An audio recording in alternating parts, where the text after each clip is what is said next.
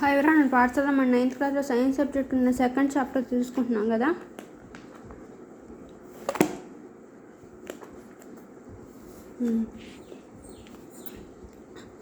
అయితే find the acceleration of A bodies of mass 2 kgs and find the figure of shown in figure. ఇచ్చిన figure ప్రకారం మనం mass of an object ఇది చూసుకోమంటున్నాం అనమాట. Acceleration of mass అంతా 2 kgs ఇచ్చాడు left side, right side 3 kgs ఇచ్చారు. అయితే వీటి యొక్క యాక్సిలరేషన్ అనేది మనం ఫైండ్ అవుట్ చేయాలి. ఓకే,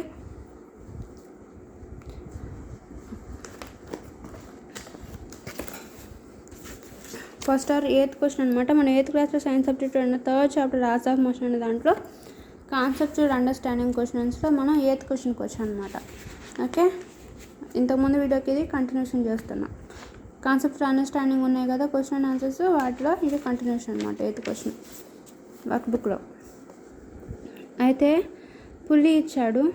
ఈ పుల్లికి ఒకవైపు మాసు 2 kg ఉంటే రైట్ సైడ్ మాస్ ఎంత 3 kg ఉంది, అవునా? అయితే వీటి యొక్క ఫోర్స్ ఎలా ఉంది? ఎఫ్ అనేది 30 న్యూటన్స్ ఉంది. అంతేగా ఇచ్చింది, ఎఫ్ 30 న్యూటన్స్ ఉంది. అయితే యాక్సిలరేషన్ ఎంతో కనుక్కోమంటున్నాడు.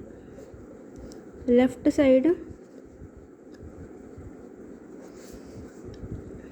యాక్సిలరేషన్ ఎంతో కనుక్కోవాలి.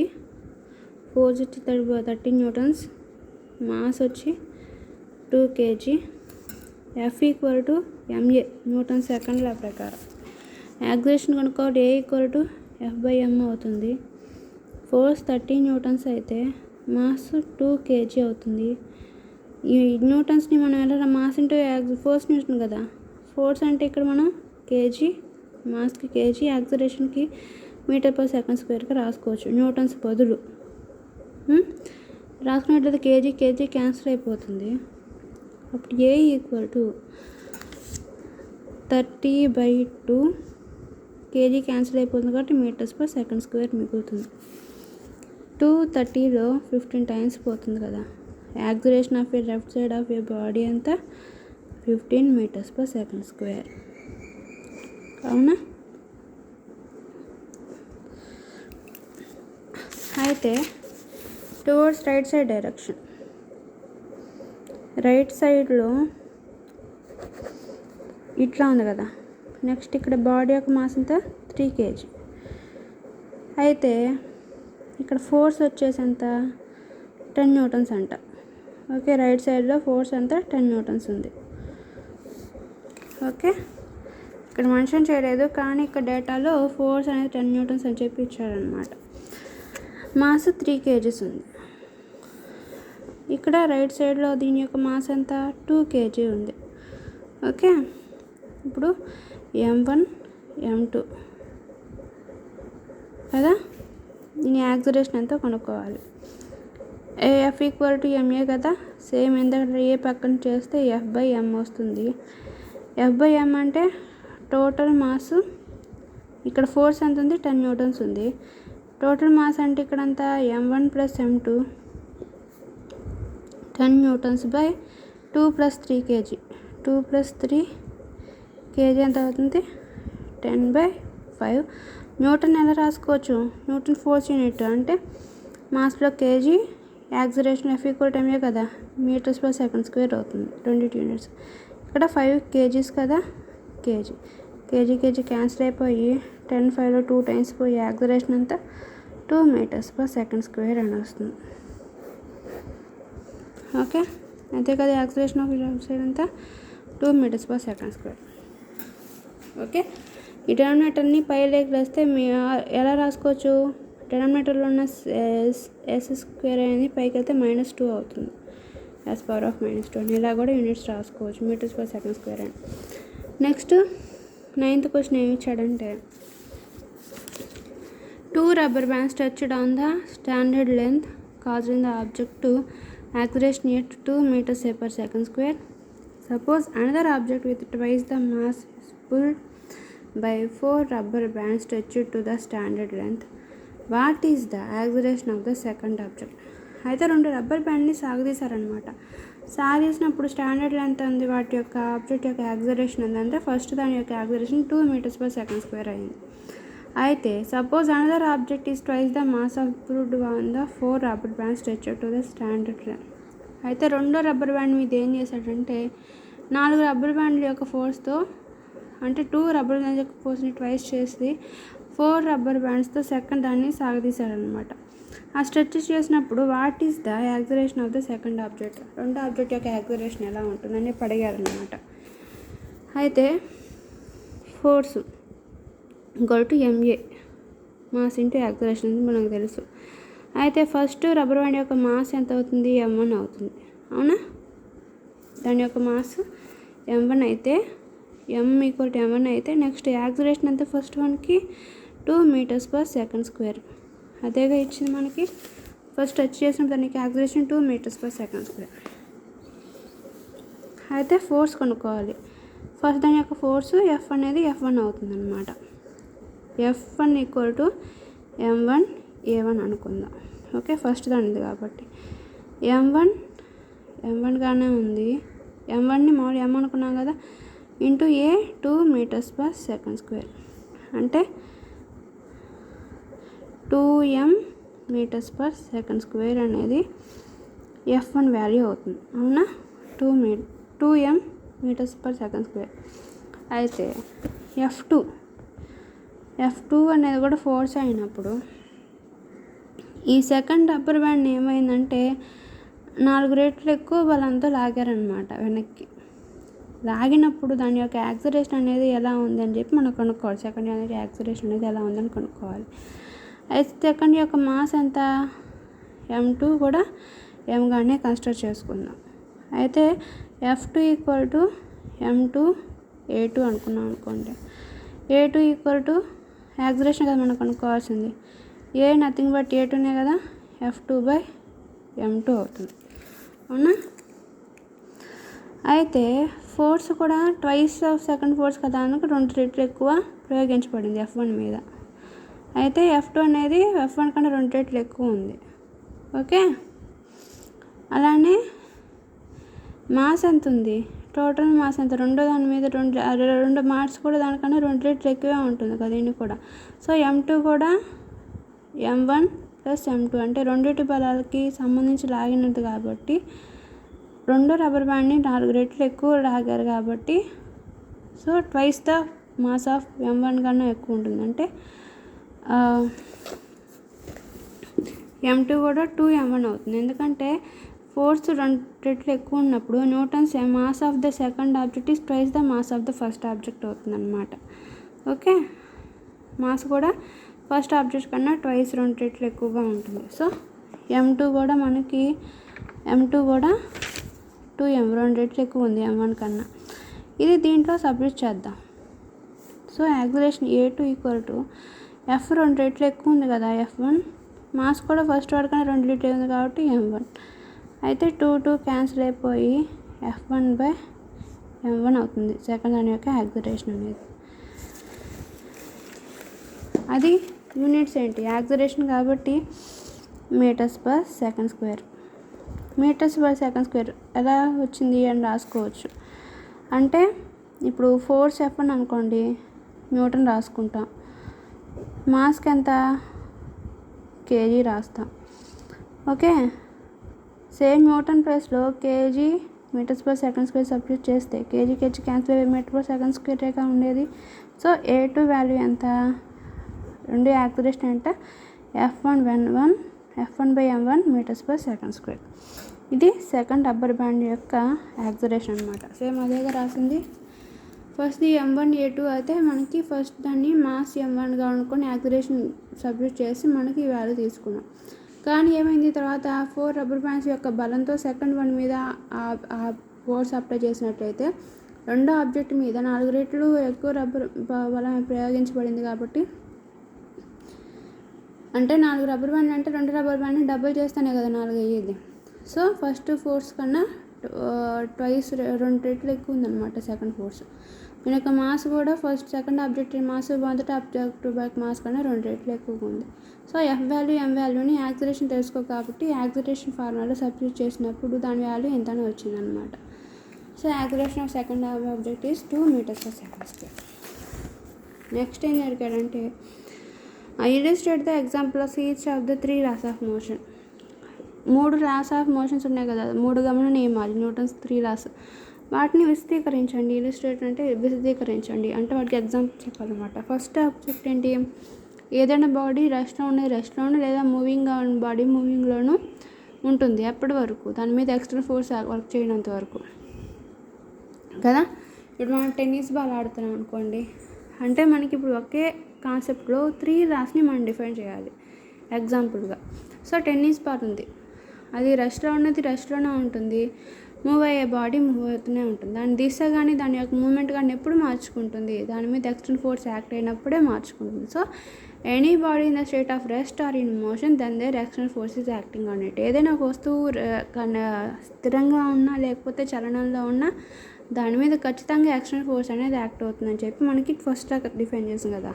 సో అదే మనం ఇక్కడ చెప్తున్నాం. While playing tennis strike the tennis ball with our racquet. రిక్వెట్తో టెన్నిస్ బాల్ స్ట్రైక్ చేసినప్పుడు ఏమవుతుంది, an object at rest it tends to remain at rest.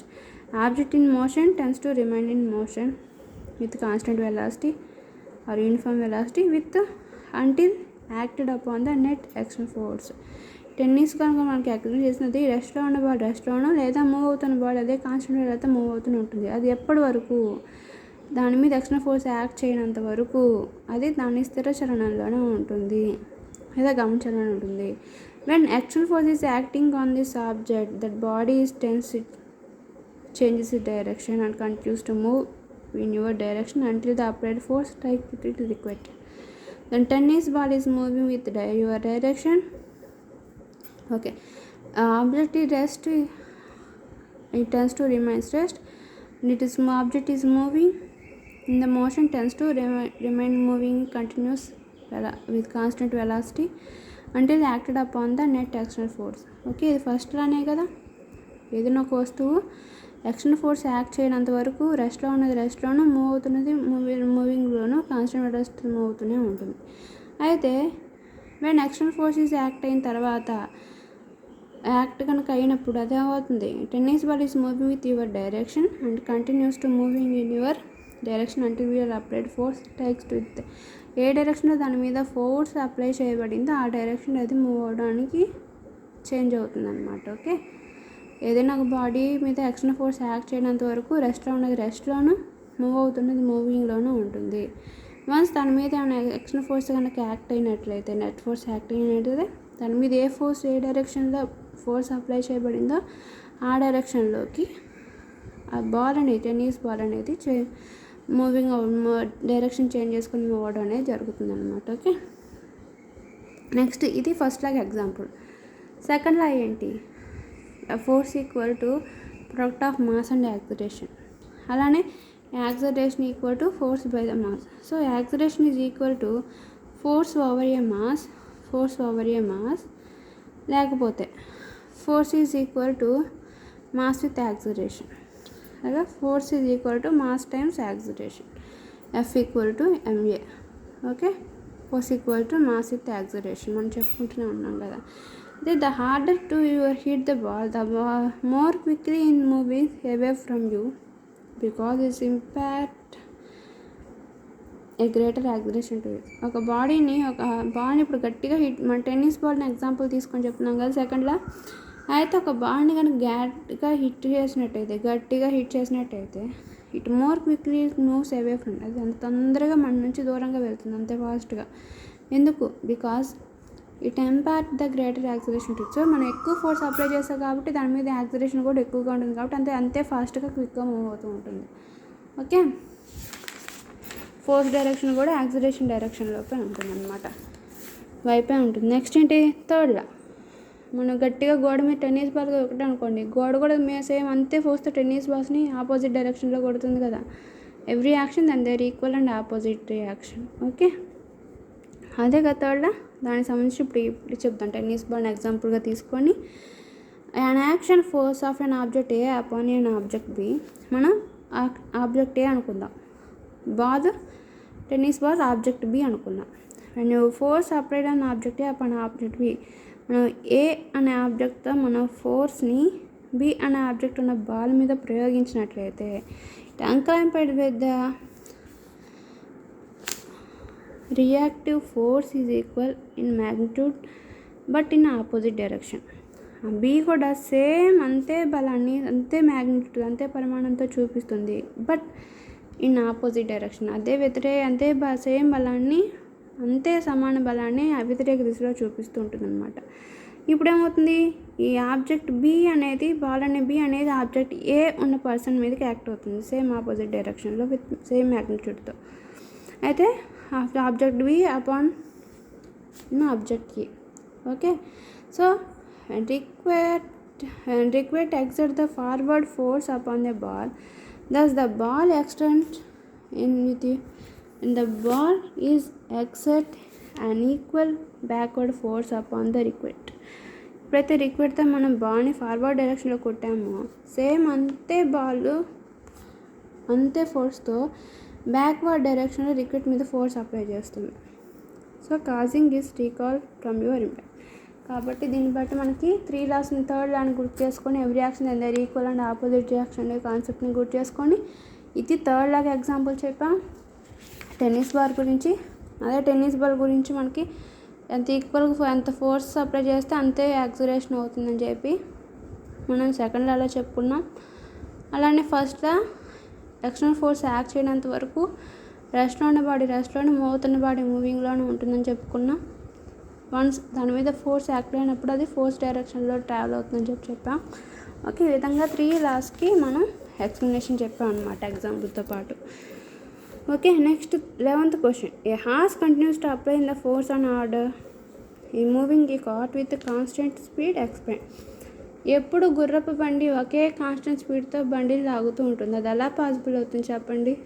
ఎందుకంటే గుర్రానికి ఫ్రిక్షన్ ఫోర్స్ని అధిగమించే తత్వం ఉంది, ఎందుకంటే అది అంతే ఫాస్ట్గా చాలా ఫాస్ట్గా హార్స్ అనేది ట్రావెల్ చేయడం ఉంటుంది, అంత ఫాస్ట్గా రన్ చేస్తుంది అనమాట.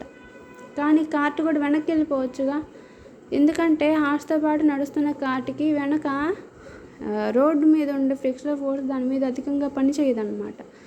ఎందుకంటే హార్స్ దాన్ని బలంగా లాగుతుంది కాబట్టి ఫ్రిక్షన్ ఫోర్స్ని అధిగమించి ఆ కార్ట్ అనేది ట్రావెల్ అవుతాం జరుగుతూ ఉంటుంది. సో బ్యాక్కి లాగే ఫ్రిక్షన్ ఫోర్స్ని దాటి ఆ హార్స్ యొక్క కార్ట్ అనేది ఫాస్ట్గా ట్రావెల్ అవ్వడం వల్ల హార్స్తో పాటే కార్ట్ కూడా అంతే ఫాస్ట్గా మూవ్ అవుతుంది తప్ప హార్స్కి ఆపోజిట్ డైరెక్షన్లో ట్రావెల్ అవ్వదు అనమాట. Okay, so horse continues to apply the force order of a order to move A cart with constant speed. Horse అనేది కంటిన్యూస్గా దాని యొక్క ఫోర్స్ అప్లై చేసి ఒకే ఆర్డర్లో కార్ట్ని మూవ్ చేయగలదు కంటిన్యూస్గా ఒకే స్పీడ్తో. This enable to cart move forward because the friction force of tends to reduce the backward force. అదేవిధంగా హార్స్ లేకుండా కార్ట్ అనేది మూవ్ అవడం జరగదు, ఎందుకంటే రోడ్డు మీద ఉన్న బ్యాక్వర్డ్ ఫోర్స్ అనేది అది కార్ట్ని ఆపేస్తుంది. అది కార్ట్ హార్స్తో ట్రై చేస్తుంది కాబట్టి హార్స్ ఎంత ఫాస్ట్గా ట్రావెల్ అవుతుందో కార్ట్ కూడా అంతే ఫాస్ట్గా ట్రావెల్ అవుతూ ఉంటుంది. So otherwise the action always equal to reaction in the cart would have move. ఎందుకంటే హార్స్తో పాటు ఉంది కాబట్టి దాని మీద రోడ్ మీద ఉన్న బ్యాక్వర్డ్ ఫోర్స్ అనేది దాని మీద కార్ట్ మీద అప్లై అవ్వట్లేదు. అదే కనుక హార్స్ కార్ట్ 2 డివైడ్ అయిపోయింది అనుకోండి, so every action and that equation కాబట్టి అది ఆ ట్రైన్ 2 కనెక్ట్ చేసే ట్రైన్ టైంలో కార్ట్ అనేది ముందుకు జరగడం అనేది జరగదన్నమాట. నెక్స్ట్ అలానే 12th question. A force of 5 Newton produce the acceleration of 8 meters per second speed acceleration అయితే ఫోర్స్ ఇచ్చాడు, యాక్సిలరేషన్ ఇచ్చాడు, మాస్ m1 ఫస్ట్ బాడీ యొక్క మాస్ m1 ఇచ్చాడు and acceleration of 24 meters per second of mass m2 రెండో body యొక్క acceleration ఇచ్చాడు. అయితే what accelerate the same force provide on the both of the masses tied together. అయితే mass రెండిట్లోనూ 2 masses మీద ఏ విధమైన ఫోర్స్ అనేది సేమ్ ఫోర్స్ అనేది యాక్ట్ అవుతున్నా కూడా బోత్ మాసెస్ యొక్క యాక్సిలరేషన్ అనేది కనుక్కోమంటున్నాడు అనమాట. ఓకే, అర్థమైందా? Force of 5 Newtons produce the acceleration m1 అనేది ఏ 5 న్యూటన్స్ అండ్ ఫోర్స్తో 8 మీటర్స్ పర్ సెకండ్ స్క్వేర్ అనే యాక్సిలరేషన్ ప్రొవైడ్ చేసింది. అయితే మాస్ M2 24 సేమ్ 5 న్యూటన్స్ ఫోర్స్తో 24 మీటర్స్ పర్ సెకండ్ స్క్వేర్ అనే యాక్సిలరేషన్ ప్రొడ్యూస్ చేసింది. అయితే సెకండ్ వన్ యొక్క యాక్సిలరేషన్ ఎంత?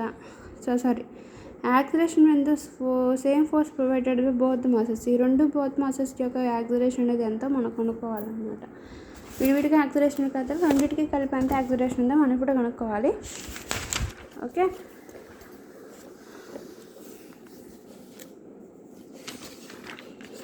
క్వశ్చన్ నెంబర్ 12 అవునా. ఫాస్ M1 అయితే M1 యొక్క ఫోర్స్ అంతా 5 న్యూటన్స్, దాని యొక్క యాక్సిలరేషన్ అంతా 8 metres per second square. Next mass M2 ఉంది కదా, దానికో సేమ్ ఫోర్స్ 5 న్యూటన్స్ ఉంది, దాని యొక్క యాక్సిలరేషన్ అంతా 24 metres per second square. F equal to MA కాబట్టి ఫోర్స్ వాల్యూ వస్తుంది, మాస్ వాల్యూ వస్తుంది, యాక్సిలరేషన్ వాల్యూ వస్తుంది. అయితే రెండింటి యొక్క విడివిడిగా యాక్సిలరేషన్ ఇచ్చాడు కదా, సో టోటల్ యాక్సిలరేషన్ ఎంత M1 M2 మీద యాక్ట్ అయ్యే టోటల్ యాక్సిలరేషన్ ఎంతో మనం కనుక్కోవాలి. అయితే ఫస్ట్ వన్కి వచ్చినట్లయితే F equal to M1 A1 అనుకుంటే A1 equal to F1 by M1.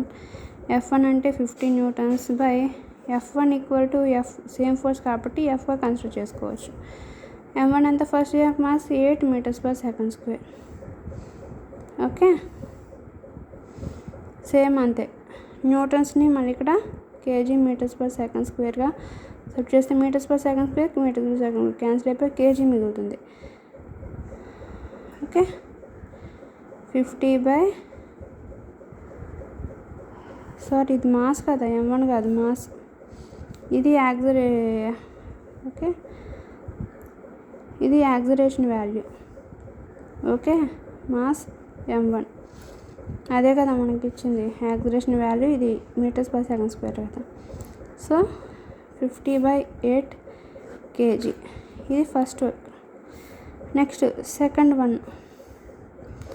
సెకండ్కి వచ్చి F2 equal to M2 A2. Next M2 equal to F2/A2. రెండో దాని యొక్క ఫోర్స్ కూడా సేమ్ ఫోర్స్ అన్నాడు కాబట్టి 15 న్యూటన్స్. A2 యాక్సిలరేషన్ ఎంత?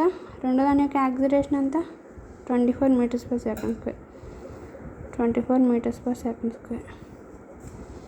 సేమ్ అంతే, న్యూటన్ ప్లేస్లో కేజీ మీటర్స్ పర్ సెకండ్ స్క్వేర్ని నేను మళ్ళీ ఇంకో స్టెప్ రాయటం ఎందుకని చెప్పి ఇక్కడ తెలిసి కట్టేసి మళ్ళీ రాస్తున్నాను. Okay, metre per second square metre per second square cancel అయిపోయి కేజీ మిగులుతుంది, ఎందుకంటే మాస్ వాల్యూ కాబట్టి కేజీనే వస్తుంది. సేమ్ మాస్ అన్నాడు కదా, 50 కాదు, ఇది 5. ఓకే, సేమ్ ఫోర్స్ 5 న్యూటన్స్ అనమాట. అప్పుడు 5/24 kg వచ్చింది. అవునా, 5/24 kg. ఇది మాస్ M2. అయితే టోటల్ యాక్సిలరేషన్ కనుక్కున్నప్పుడు టోటల్ మాస్ కూడా కనుక్కోవాలి కదా. టోటల్ మాస్ ఎంత? M1 ప్లస్ M2 అవుతుంది, కేజీ యూనిట్స్. అవునా, మాస్ టోటల్ వచ్చి M1 ఎంత వచ్చింది? 50/8. 50 కాదు 5, ఇది 5 న్యూటన్స్. ఓకే, 5/8 ప్లస్ M2 ఎంత? 5/24.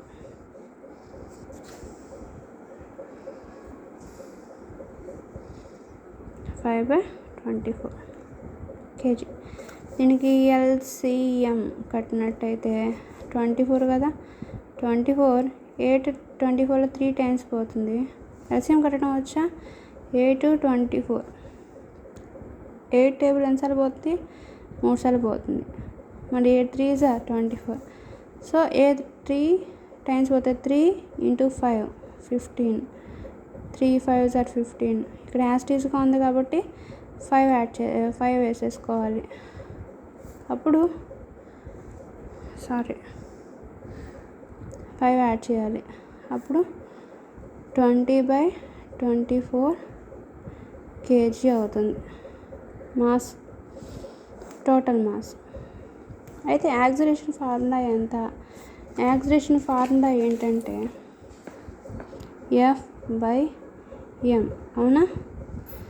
Total force by total mass. ఎక్కడి నుంచి వచ్చింది? F = ma నుంచి వచ్చింది, అవునా? A = F/m. Total force 5 Newtons compulsory కాబట్టి టోటల్ మాస్ ఎంత? 20/24 kg. సో దీన్ని సింప్లిఫై చేస్తే 24 నుంచి 4th టేబుల్ 5 times పోతుంది, 6 times పోతుంది, అవునా?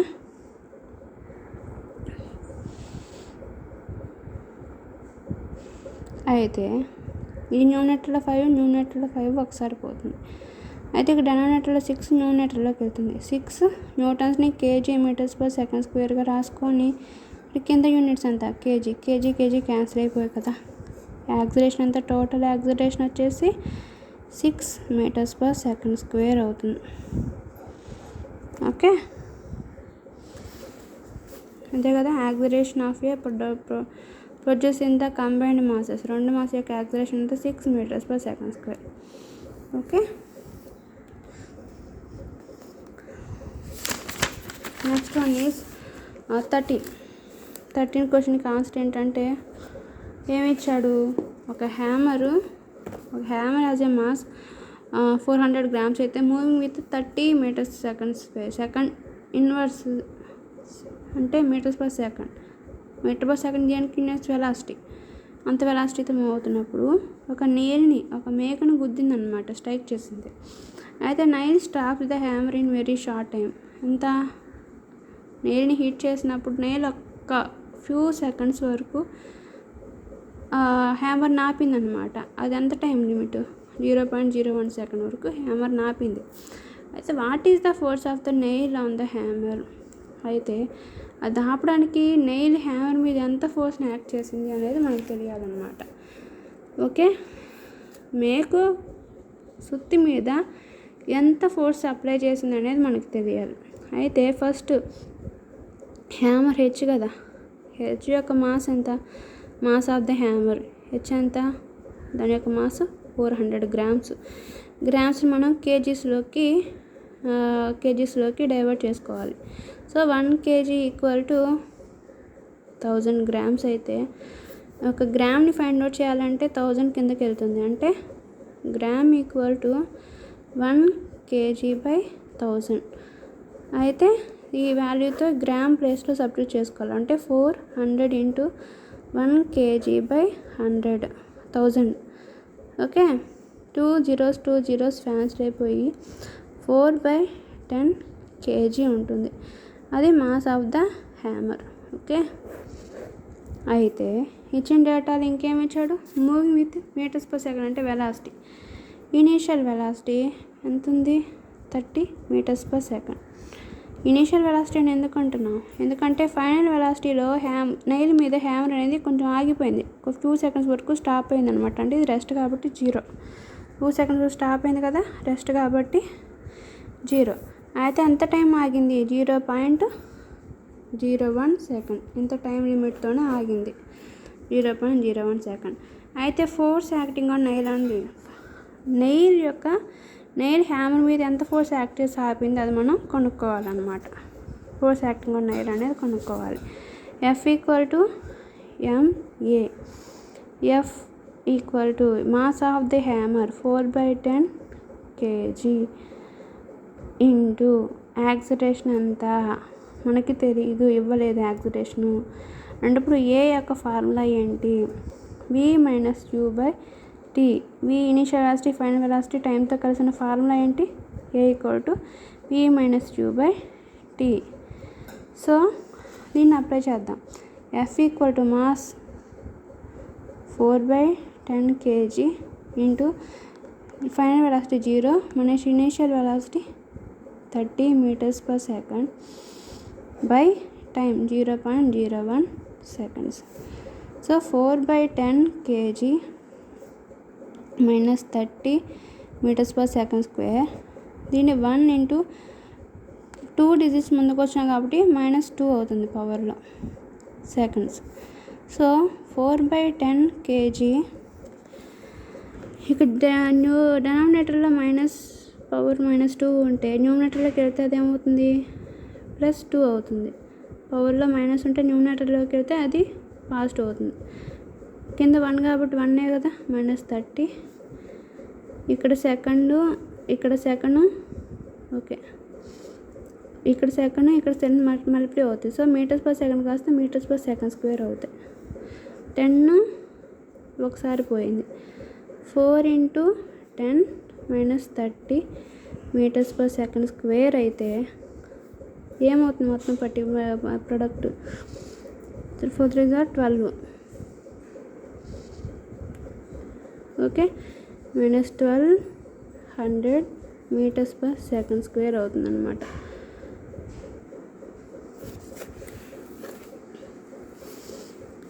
ఓకే, ఇది ఓకే కేజీ ఉంది కదా, వాల్యూ కేజీ వాల్యూని మనం ప్రొడక్ట్ చేసుకోవాలి. అది ఇక్కడ కేజీ ఉంటుంది. కేజీ m/s² అంటే ఏమవుతుంది, న్యూటన్. సో -1200 న్యూటన్ అవుతుంది.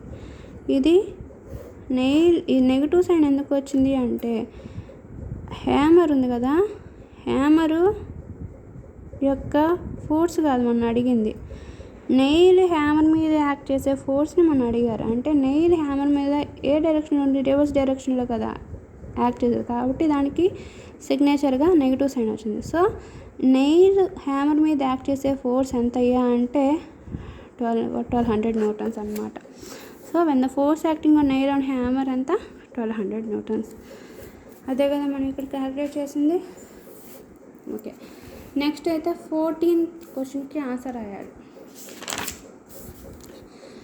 System is shown in figure. ఇచ్చిన ఫిగర్ సిస్టమ్ ప్రకారం assume the there is no friction, అక్కడ ఎలాంటి ఫ్రిక్షన్ లేదు అనమాట అనుకొని find the acceleration of A blocks tension in the string with takes G = 10. Okay, friction లేదనుకోండి, దాని యొక్క యాక్సిలరేషన్ని టెన్షన్ని మనం ఫైండ్ అవుట్ చేయాలని చెప్తున్నారు. అయితే గ్రావిటేషనల్ ఫోర్స్ ఎంత ఇచ్చారు, 10 m/s². Gravitation G is nothing but acceleration A కదా. ఓకే, సో ఇప్పుడు మనం డయాగ్రామ్ తీసుకుందాం. క్వశ్చన్ నెంబర్ వచ్చేసి 14th క్వశ్చన్. సో ఇక్కడ 2 తలాల మీద మాస్ అనేది, ఇది మాస్ m1 అయితే ఇది mass m2. Okay, tension T, ఇది ఈ డైరెక్షన్లో గ్రావిటేషన్ ఫోర్స్ అనేది యాక్ట్ అయితే టెన్షన్ ఇప్పుడు ఆపోజిట్ డైరెక్షన్లో యాక్ట్ అవుతుంది అన్నమాట. సో ఈ డైరెక్షన్లో టెన్షన్ యాక్ట్ అవుతుంది, ఈ డౌన్వర్డ్ డైరెక్షన్లో గ్రావిటేషన్ ఫోర్స్ అనేది యాక్ట్ అవుతుంది. సో మాస్ m1 కనుక వచ్చినట్లయితే m2 దగ్గరికి వద్దాం. ఫస్ట్ m2 అయితే m2 మాస్ దగ్గరికి వచ్చిన టెన్షన్ అవుతుంది T = -m2a అవుతుంది, రిజల్టెంట్ ఫోర్స్ 0. అప్పుడు T = m2aగా రాసుకోవచ్చుగా మనకి. ఓకే, T = m2, ఇది ఫస్ట్ ఈక్వేషన్. నెక్స్ట్ m1 దగ్గరికి వచ్చినట్లయితే m1g - T, ఎందుకంటే డౌన్వర్డ్ డైరెక్షన్ ఆపోజిట్ డైరెక్షన్లో T కాబట్టి -T = రిజల్టెంట్ ఫోర్స్ ఎంత అవుతుంది, ఇక్కడ దేనికి ఈక్వల్ అవుతుంది, m1aకి ఈక్వల్ అవుతుంది కదా. ఇది ఈక్వేషన్ మన లెసన్లో చెప్పుకున్నా కూడా డీటెయిల్గా చెప్పట్లేదు.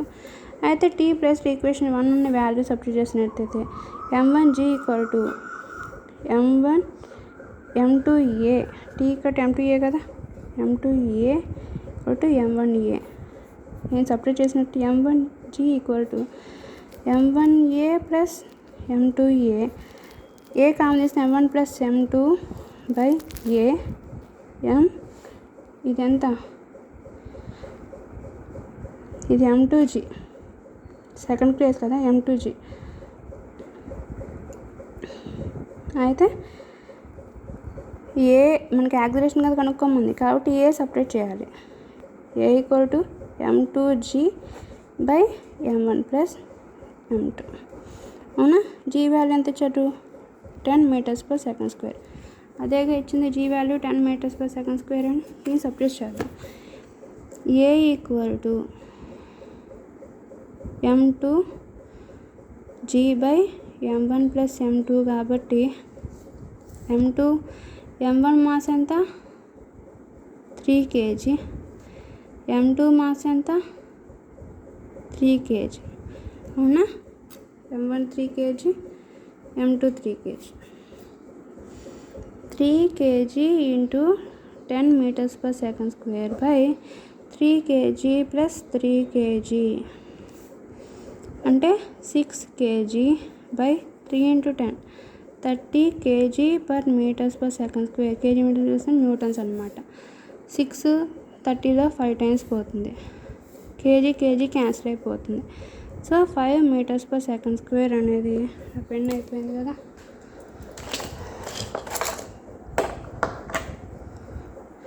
అయితే ఇక్కడ ఏంటి 5. ఓకే, నేను చూపిస్తున్నాను పెన్లో ఇంకా అయిపోయింది కాబట్టి క్యాల్కులేట్ చేస్తే A = 5 meters per second square అవుతుంది. సేమ్ అంతే టీ వాల్యూ టెన్షన్ మన లెసన్లో చెప్పాం కదా, m1 m2 g by m1 plus m2 product చేస్తే 9 into 10 90, సమ్ 6 90లో 15 టైమ్స్ పోతుంది. టెన్షన్ 15 న్యూటన్స్ అవుతుంది. ఓకే,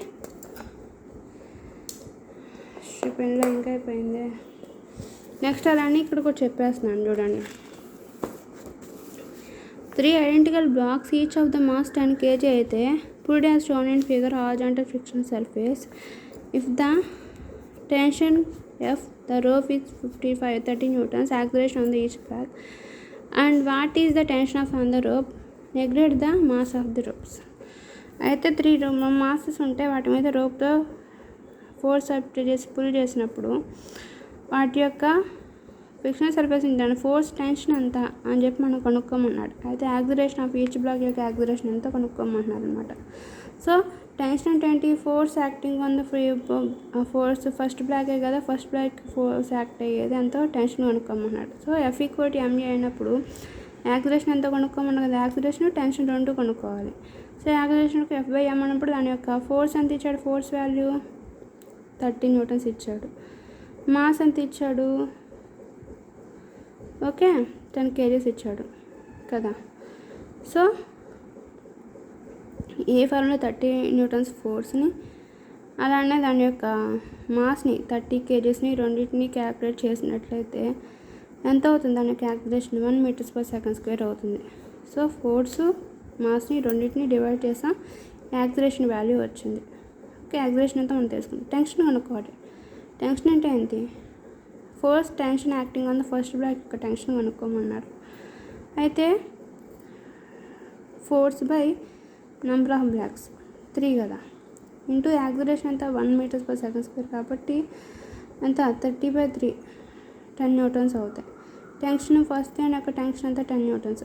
అలానే సెకండ్ బ్లాక్ మీద టెన్షన్ ఎంత, ఫోర్స్ ఇంటూ 2 సెకండ్ 1 కాబట్టి /3 ఎంత అవుతుంది 20 న్యూటన్స్. ఓకే, సెకండ్ దాని యొక్క టెన్షన్ అంతా 20 న్యూటన్స్ అనమాట. ఓకే, సో ఈ విధంగా క్యాల్కులేట్ చేసాం. Okay, thanks for watching my video. ఇప్పటికే 38 minutes దాటింది కదా. నెక్స్ట్ వీడియోలో మనం asking question and making hypothesis గురించి మనం చెప్పుకుందాం. Okay, thanks for watching my videos. నా వీడియోస్ కనుక నచ్చినట్టయితే లైక్ చేయండి, వీడియో ముందుకు షేర్ చేయండి. మరిన్ని సైన్స్ సబ్జెక్ట్ వీడియోస్ కోసం నా ఛానల్ సబ్స్క్రైబ్ చేయండి. Okay, thanks for watching my videos.